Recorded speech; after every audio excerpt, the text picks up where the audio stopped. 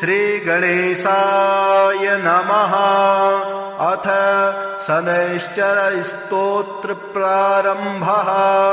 अस्य श्री शनैश्चरस्तोत्र महामन्त्रस्य काश्यप ऋषिः अनुष्टुप् छन्दः। श्री शनैश्चरो देवता संबीजं नम शक्तिः मम कीलकं शनैश्चर प्रसाद सिद्ध्यर्थे जपे विनियोगः करन्यासः। शनैश्चराय अंगुष्ठाभ्यां नमः। मंदगतये तर्जनीभ्यां नमः। अधोक्षजाय मध्यमाभ्यां नमः। सौराय अनामिकाभ्यां नमः। शुष्कोदराय कनिष्ठिकाभ्यां नमः। छायात्मजाय करतलकरपिष्टाभ्यां नमः। अंगन्यासः। शनैश्चराय हृदयाय नमः। मंदगतये शीर्षे स्वाहा। अथोक्षजाय शिखायै वसट। सौराय कवचाय हुं। शुष्कोदराय नेत्राय वसट। छायात्मजाय अस्त्राय फट।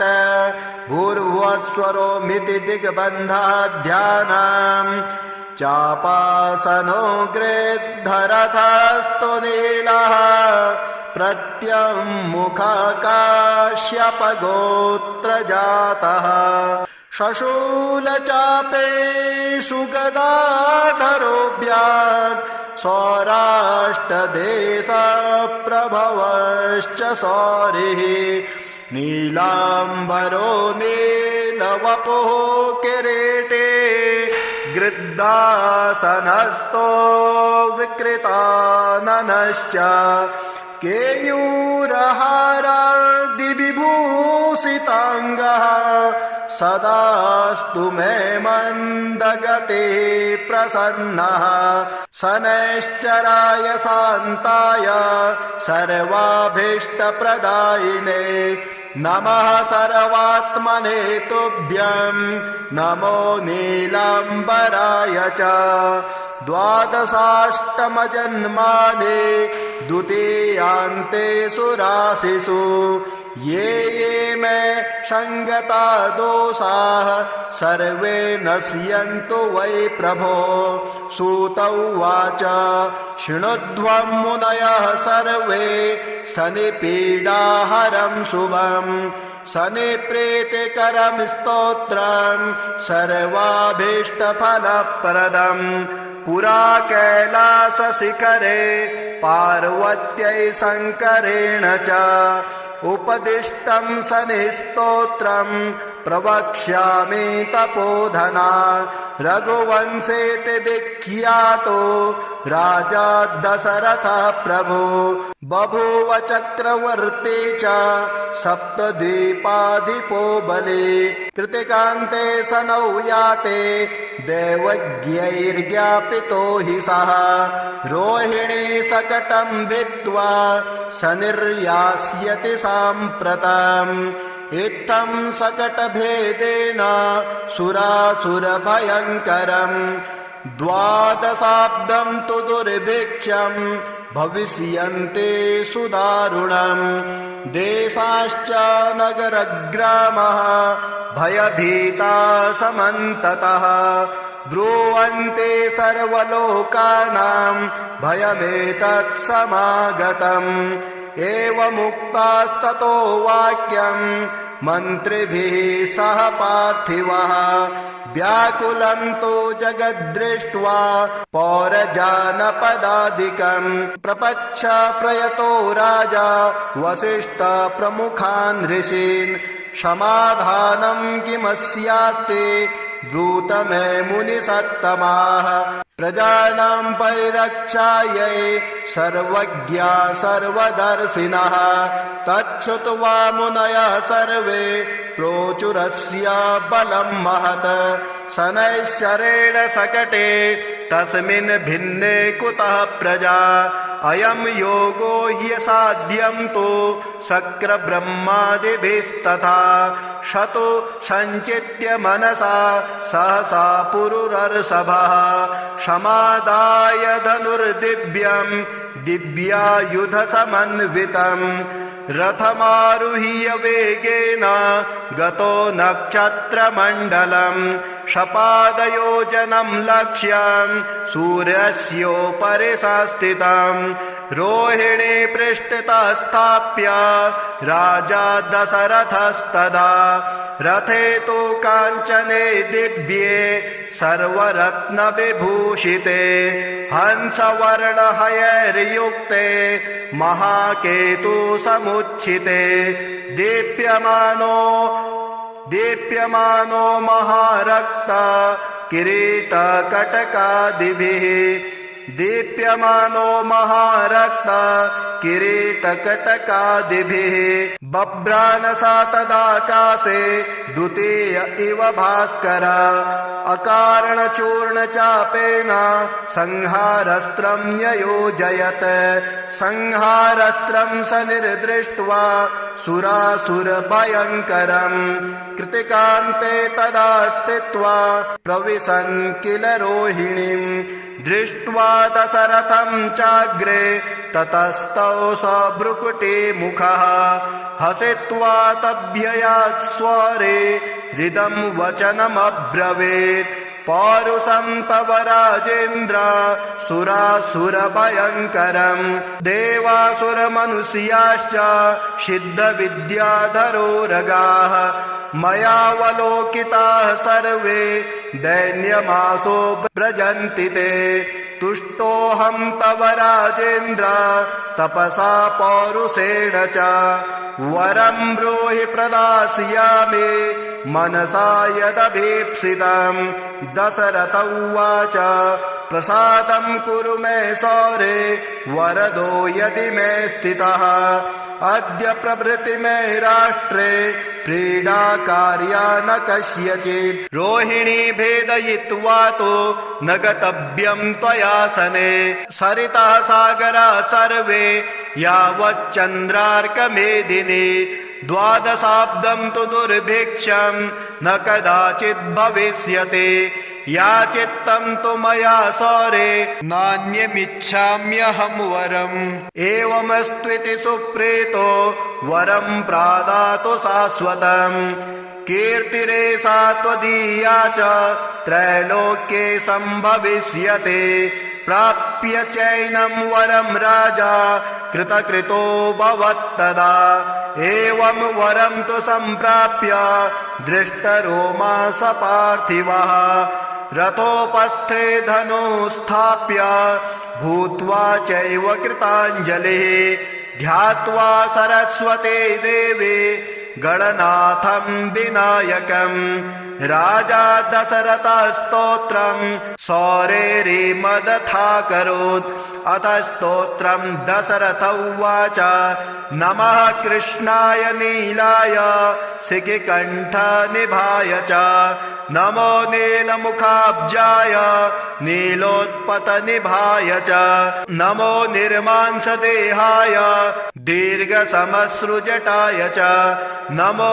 विशालनेत्राय शुष्कोदरभयानक नमः पुरुषनेत्राय स्थूलरोणे नमो नमः नमो नित्यं क्षुधार्थाय अतृप्ताय नमो नमः नमो दीर्घाय शुष्काय कालदृष्टाय ते नमः नमस्ते घोररूपाय दुर्निरीक्षाय ते नमः नमो घोराय रौद्राय भीषणाय करालिने नमस्ते सर्वभक्षाय वलिमुख नमोऽस्तु ते सूर्यपुत्र नमस्तेस्तु भास्करो भयदायिने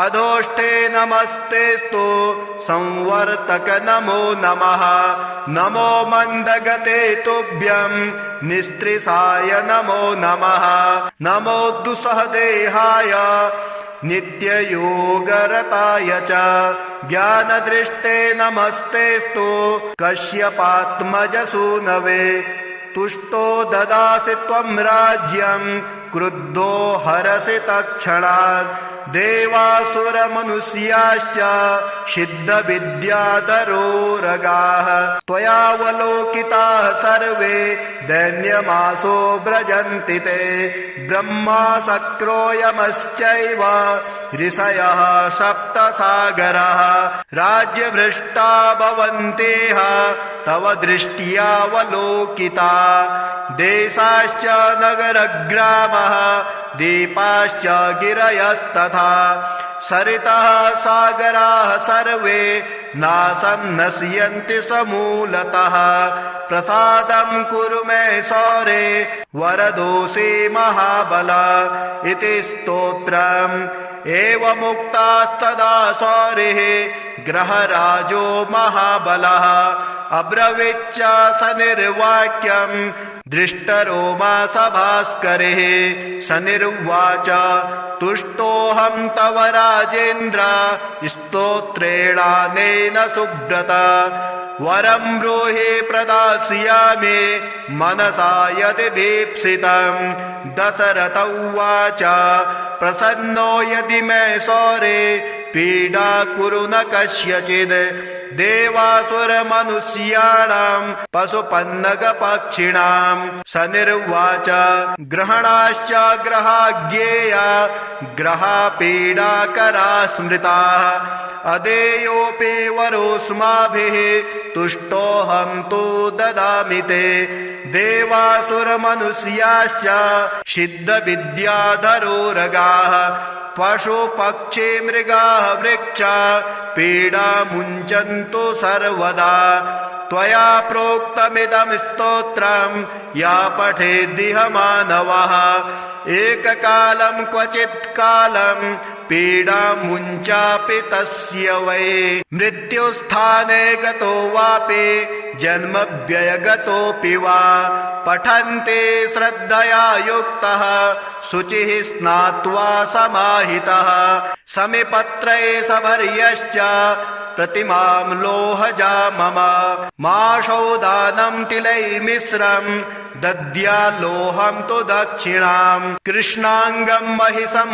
वस्त्रं मानुदिश्य द्विजातये मदिने तु विशेषेण स्तोत्रेणानेन पूजयेत् पूजयित्वा जपेत् स्तोत्रं भुक्त्वा चैव कृताञ्जलिः तस्य पीडां न चैवाहं करिष्यामि कदाचन गोचरे जन्मलग्ने वा दशास्वन्तर्दशासु च रक्षामि सततं तस्य पीडास्वनग्रहस्य च अनेनैव प्रकारेण पीडामुक्तं जगद्भवेत् सूत उवाच वरद्वयं तु सम्प्राप्य राजा दशरथस्तदा मेने कृतास्थमात्मानं नमस्कृत्य शनैश्चरं शनिना चाभ्ययुज्ञातः स्वस्थानं गमत् नृपः स्वस्थानं च ततो गत्वा प्राप्तकामो भवत्तदा कोणः शनैश्चरो मन्दः छाया हृदयनन्दनः मार्तण्डजस्तथा सौरिः पाताङ्गिर्ग्रहनायकः ब्रह्मण्यः क्रूरकर्मा च नीलवस्त्रोञ्जनद्धुतिः द्वादशैतानि नामानि यः पठेच्च दिने दिने विषमस्तोऽपि भगवान् सुप्रीतस्य तस्य जायते मन्दवारे शुचि स्नात्वा मिताहारो जितेन्द्रियः तद्वर्णकुसुमैर्युक्तं सर्वाङ्गं द्विजसत्तमाः पूरयित्वान्नपान्नादये स्तोत्रं यः प्रयतः पठेत् पुत्रकामो लभेत् पुत्रं धनकामो लभेत् धनं राज्यकामो लभेत् राज्यं जयार्थी विजयी भवेत् आयुष्कामो लभेदायुः श्रीकामः श्रियमाप्नुयात् यद्यदिच्छति तत्सर्वं भगवान् भक्तवत्सलः चिन्तितानि च सर्वाणि ददाति न च संशयः। ॐ श्रीगणेशाय नमः। अथ शनैश्चरस्तोत्र प्रारम्भः। अस्य श्री शनैश्चरस्तोत्र महामन्त्रस्य काश्यप ऋषिः अनुष्टुप् छन्दः। श्री शनैश्चरो देवता संबीजं नं शक्तिः मम कीलकं शनैश्चर प्रसाद सिद्ध्यर्थे जपे विनियोगः करन्यासः। शनैश्चराय अंगुष्ठाभ्यां नमः। मंदगतये तर्जनीभ्यां नमः। अधोक्षजाय मध्यमाभ्यां नमः। सौराय अनामिकाभ्यां नमः। शुष्कोदराय कनिष्ठिकाभ्यां नमः। छायात्मजाय करतलकरपिष्टाभ्यां नमः। अंगन्यासः। शनैश्चराय हृदयाय नमः। मंदगतये शीर्षे स्वाहा। अथोक्षजाय शिखायै वसट। सौराय कवचाय हुं। शुष्कोदराय नेत्राय वसट। छायात्मजाय अस्त्राय फट। भूर्भुवस्वरोमिति दिग्बन्धः ध्यानम्। चापासनो गृद्धरथस्तु नीलः। प्रत्यङ्मुखकाश्यपगोत्रजातः। शशूलचापेषु गदाधरोऽभ्याम्। सौराष्ट्रदेशप्रभवश्च सौरिः। नीलाम्बरो नीलवपुः किरीटे। गृद्धासनस्थो विकृताननश्च। केयूरहारादिविभूषिताङ्गः। सदास्तु मे मन्दगते प्रसन्नः। शनैश्चराय शान्ताय सर्वाभीष्टप्रदायिने नमः। सर्वात्मने तुभ्यं नमो नीलाम्बराय च। द्वादशाष्टमजन्मानि द्वितीयान्तेषु राशिषु। ये मे संगता दोषाः सर्वे नश्यन्तु वै प्रभो। सूत उवाच शृणुध्वं मुनयः सर्वे शनिपीडाहरं शुभम्। शनिप्रीतिकरं स्तोत्रं सर्वाभीष्टफलप्रदम्। पुरा कैलासशिखरे पार्वत्यै शङ्करेण च उपदिष्टं शनिस्तोत्रं प्रवक्ष्यामि तपोधना। रघुवंशेति विख्यातो राजा दशरथः प्रभु। बभूव चक्रवर्ती च सप्तद्वीपाधिपो बली। कृतिकान्ते शनौ याते दैवज्ञैर्ज्ञापितो हि सः। रोहिणी शकटं भित्त्वा शनिर्यास्यति साम्प्रतम्। इत्थं शकटभेदेन सुरासुरभयङ्करम्। द्वादशाब्दं तु दुर्भिक्षं भविष्यन्ति सुदारुणम्। देशाश्च नगरग्रामः भयभीता समन्ततः। ब्रुवन्ति सर्वलोकानां भयमेतत् समागतम्। एवमुक्तास्ततो वाक्यं मन्त्रिभिः सह पार्थिवः। व्याकुलं तु जगद्दृष्ट्वा पौरजानपदादिकम्। प्रपच्छ प्रयतो राजा वसिष्ठ प्रमुखान् ऋषीन्। समाधानं किमस्यास्ति ब्रूत मे मुनिसत्तमाः। प्रजानां परिरक्षायै सर्वज्ञा सर्वदर्शिनः। तच्छ्रुत्वा मुनयः सर्वे प्रोचुरस्य बलं महत्।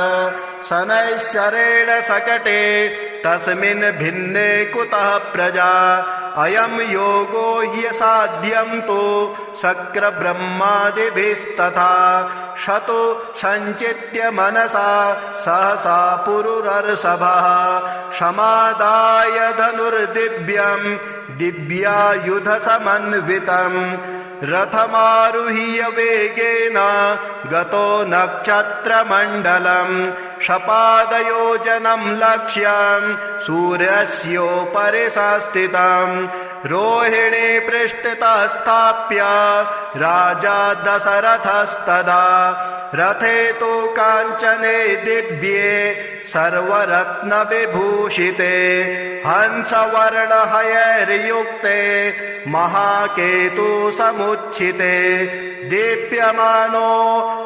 दीप्यमानो महारक्ता किरीटकटकादिभिः दीप्यमानो महारक्ता किरीटकटकादिभिः बभ्रानसा तदाकाशे द्वितीय इव भास्कर अकारणचूर्णचापेन संहारस्त्रं न्ययोजयत् संहारस्त्रं स निर्दृष्ट्वा सुरासुरभयङ्करम् कृतिकान्ते तदा स्थित्वा प्रविशन् किल रोहिणीम् दृष्ट्वा दशरथं चाग्रे ततस्तौ स भ्रुकुटी मुखः हसित्वा तभ्ययात् स्वरे हृदं वचनमब्रवीत् पौरुषं तव राजेन्द्र सुरासुरभयङ्करं देवासुरमनुष्याश्च सिद्धविद्याधरोरगाः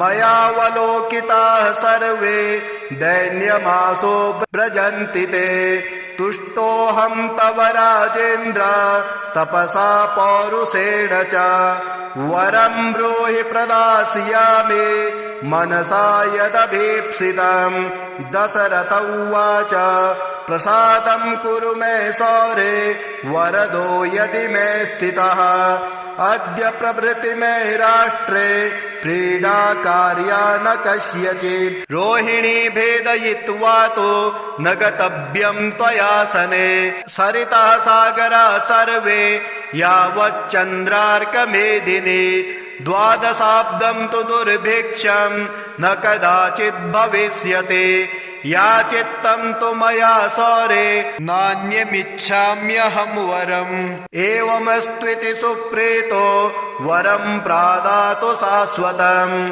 कीर्तिरेषा त्वदीया च त्रैलोक्ये सम्भविष्यते प्राप्य चैनं वरं राजा कृतकृतो भवत्तदा एवं वरं तु सम्प्राप्य दृष्टरोमा स पार्थिवः रथोपस्थे धनुस्थाप्य भूत्वा चैव कृताञ्जलिः ध्यात्वा सरस्वती देवी गणनाथं विनायकं राजा दशरथस्तोत्रं सौरेरिमदथाकरोत् अथ स्तोत्रं दशरथ उवाच नमः कृष्णाय नीलाय शिखिकण्ठनिभाय च नमो नीलमुखाब्जाय नीलोत्पतनिभाय च नमो निर्मांसदेहाय दीर्घसमश्रुजटाय च नमो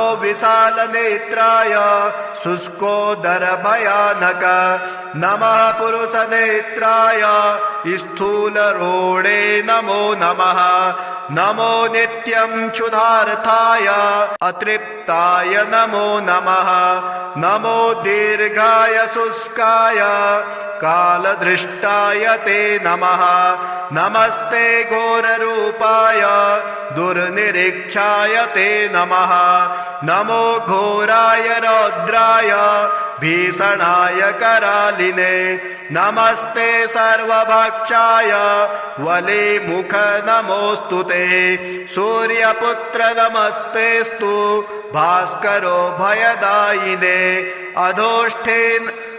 अधोष्ठे नमस्तेस्तु संवर्तक नमो नमः नमो मन्दगते तुभ्यं निस्त्रिसाय नमो नमः नमो दुस्सहदेहाय नित्ययोगरताय च ज्ञानदृष्टे नमस्तेस्तु कश्यपात्मजसूनवे तुष्टो ददासि त्वं राज्यं क्रुद्धो हरसि तत्क्षणात् देवासुरमनुष्याश्च सिद्धविद्याधरोरगाः त्वयावलोकिताः सर्वे दैन्यमासो व्रजन्ति ते ब्रह्मा शक्रोयमश्चैव ऋषयः सप्तसागराः राज्यभ्रष्टा भवन्तेह तव दृष्ट्यावलोकिता देशाश्च नगरग्रामः दीपाश्च गिरयस्तथा सरितः सागराः सर्वे नाशं नश्यन्ति समूलतः प्रसादं कुरु मे सौरे वरदोषे महाबल इति स्तोत्रम् एवमुक्तास्तदा सौरिः ग्रहराजो महाबलः अब्रवीच्च स निर्वाक्यं दृष्टरोमा सभास्करिः स निर्वाच तुष्टोऽहं तव राजेन्द्र स्तोत्रेणानेन सुब्रत वरं ब्रूहि प्रदास्यामि मनसा यदि भीप्सितं दशरथ उवाच प्रसन्नो यदि मे सौरे पीडा कुरु न कस्यचिद् देवासुरमनुष्याणां पशुपन्नगपक्षिणां स निर्वाच ग्रहणाश्च ग्रहाज्ञेया ग्रहापीडाकरा स्मृताः अदेयोऽपि वरोऽस्माभिः तुष्टोऽहं तु ददामि ते देवासुरमनुष्याश्च सिद्धविद्याधरोरगाः पशुपक्षी मृगाः वृक्षा पीडा मुञ्चन्तु सर्वदा त्वया प्रोक्तमिदं स्तोत्रं या पठेद्दिह मानवः एककालं क्वचित् कालं पीडा मुञ्चापि तस्य वै मृत्युस्थाने गतो वापि जन्मव्ययगतोऽपि वा पठन्ते श्रद्धया युक्तः शुचिः स्नात्वा समाहितः समिपत्रे सभर्यश्च प्रतिमां लोहजा मम माशौदानं तिलैर्मिश्रं दद्याल्लोहं तु दक्षिणां कृष्णाङ्गं महिषं वस्त्रं मानुदिश्य द्विजातये मदिने तु विशेषेण स्तोत्रेणानेन पूजयेत् पूजयित्वा जपेत् स्तोत्रं भुक्त्वा चैव कृताञ्जलिः तस्य पीडां न चैवाहं करिष्यामि कदाचन गोचरे जन्मलग्ने वा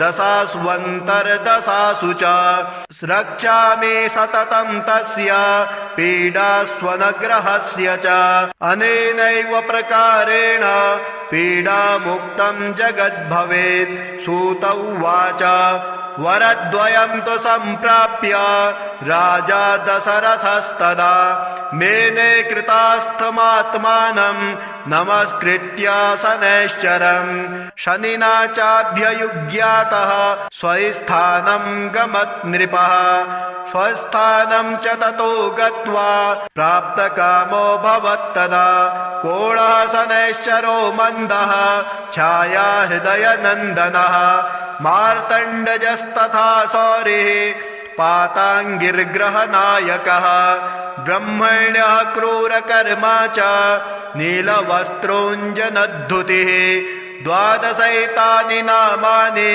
यः पठेच्च दिने दिने विषमस्तोऽपि भगवान् सुप्रीतस्य तस्य जायते मन्दवारे शुचि स्नात्वा मिताहारो जितेन्द्रियः तद्वर्णकुसुमैर्युक्तं सर्वाङ्गं द्विजसत्तमाः पूरयित्वान्नपान्नादये स्तोत्रं यः प्रयतः पठेत् पुत्रकामो लभेत् पुत्रं धनकामो लभेत् धनं राज्यकामो लभेत् राज्यं जयार्थी विजयी भवेत् आयुष्कामो लभेदायुः श्रीकामः श्रियमाप्नुयात् यद्यदिच्छति तत्सर्वं भगवान् भक्तवत्सलः चिन्तितानि च सर्वाणि ददाति न च संशयः।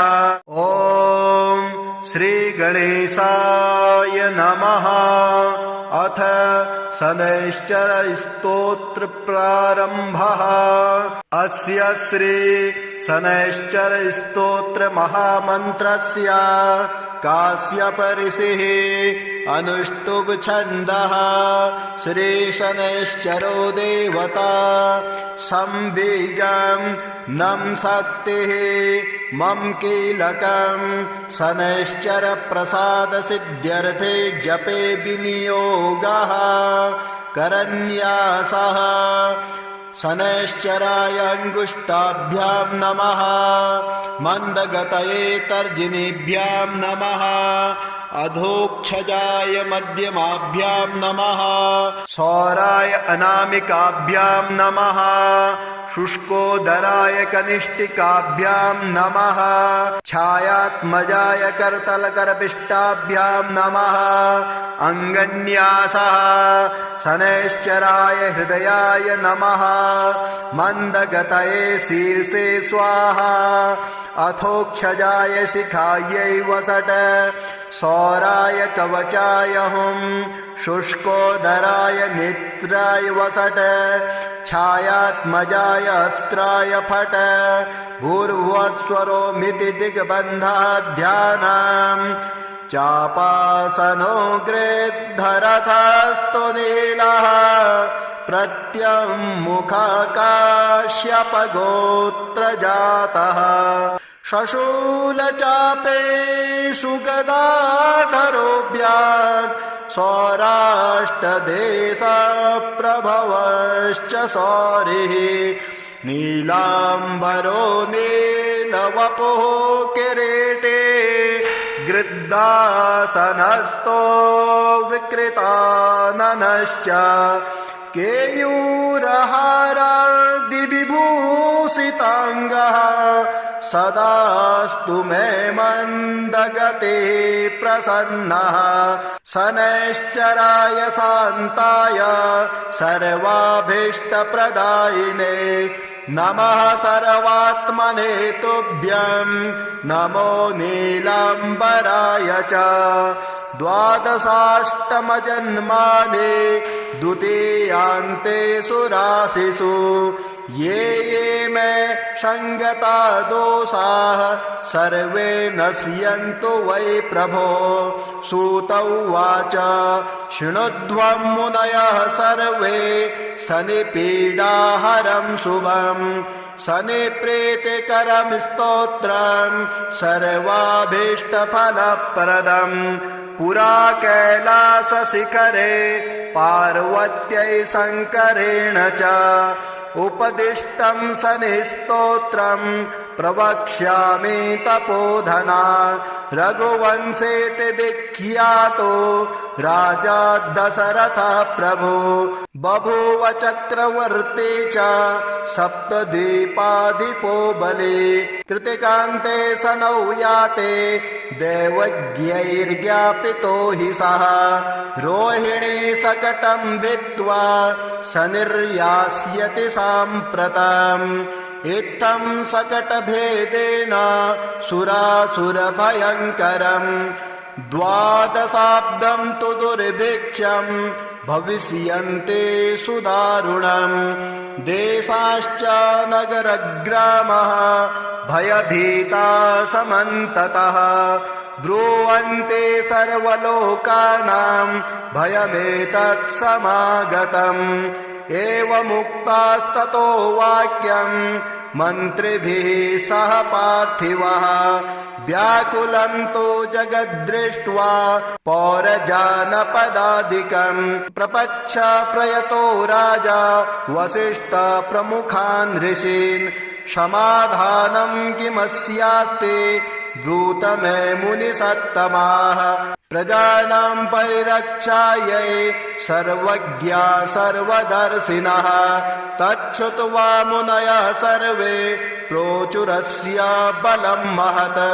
शनैश्चरेण शकटे तस्मिन् भिन्ने कुतः प्रजा अयं योगो ह्यसाध्यं तु शक्रब्रह्मादिभिस्तथा शतो सञ्चित्य मनसा सहसा पुरुरर्षभः समादाय धनुर्दिव्यं दिव्यायुधसमन्वितम् रथमारुह्य वेगेन गतो नक्षत्रमण्डलम् शपादयोजनं लक्ष्यं सूर्यस्योपरि संस्थितं रोहिणी पृष्ठतः स्थाप्य राजा दशरथस्तदा रथे तु काञ्चने दिव्ये सर्वरत्नविभूषिते हंसवर्णहयैर्युक्ते महाकेतु समुच्छिते दीप्यमानो महारक्ता किरीटकटकादिभिः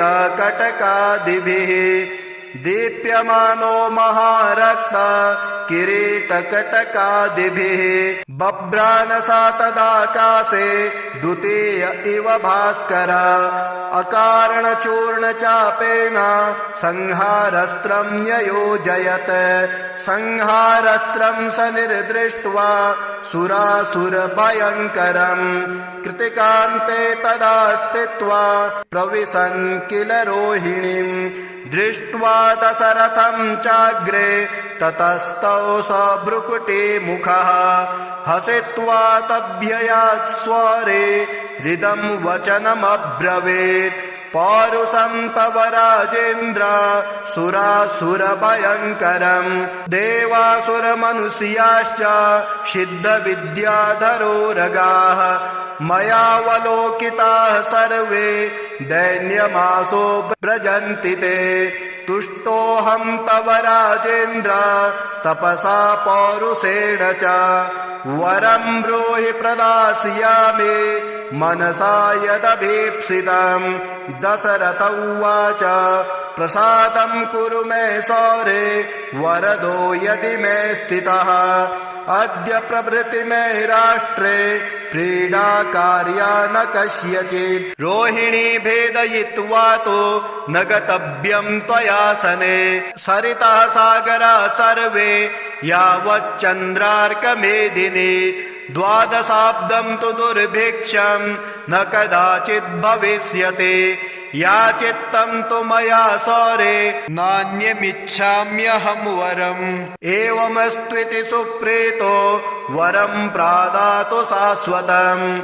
कीर्तिरेषा त्वदीया च त्रैलोक्ये सम्भविष्यते प्राप्य चैनं वरं राजा कृतकृतो भवत्तदा एवं वरं तु सम्प्राप्य दृष्टरोमा स पार्थिवः रथोपस्थे धनुस्थाप्य भूत्वा चैव कृताञ्जलिः ध्यात्वा सरस्वते देवे गणनाथं विनायकम् राजा दशरथस्तोत्रं सौरेरिमदथाकरोत्